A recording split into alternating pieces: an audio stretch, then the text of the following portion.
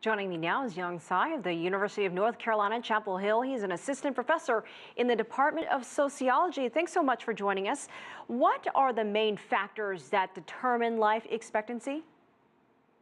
So the life expectancy is a very interesting measure. It's basically assuming someone is born here today and nothing changes. Basically, the risk of dying does not change, and he or she lives through this risk year by year, how long this baby will can expect to live. So that's called what we call as life expectancy. And there are lots of factors come into play when an infant was born. The household. The hospital condition, the environment could play a major factor. When the baby coming into teenage years, the other risk factors like suicide, like accidents come into play. When the person gets old, the degenerative part of the disease profile come into play. So there are many different factors come into play. It's an accumulation of life risk. Professor, why is tracking life expectancy so important, and what have we learned about not just prolonging lives, but improving the quality of life? So I think we can all agree that we all want to have a long and healthy life, whether we have money or not. So I think this is probably the ultimate, most important indicator of our life, have a long and healthy life.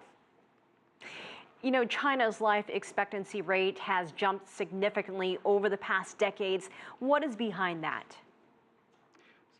So China's life expectancy has come a long way, and for the last decade, the number looks quite good. The life expectancy around 2000 was 71, 72-ish, and by 2015, I think the latest number comes to close to 75. So that is a very good number. I think there are a couple of reasons. First, China's economic prosperity, that's certainly a big factor. The other thing is, if we look at the Chinese economic number, that the spending on healthcare has, going up rather quickly. The number was roughly 3% of its GDP in early 1980s. Now it's 6% of GDP.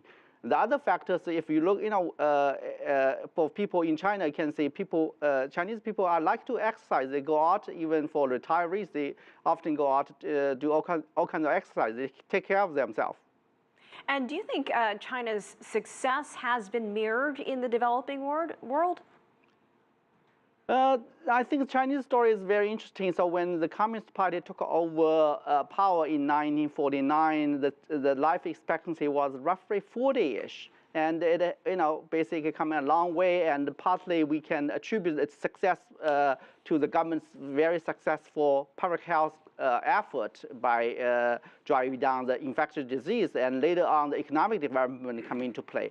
So China is faster in terms of improvement of life expectancy, faster than many other countries. But I think the Chinese model, whether it can be replicated in other countries, it's I think, a tough question. All right, Professor Yong Cai in Chapel Hill, North Carolina, thank you so much for your time.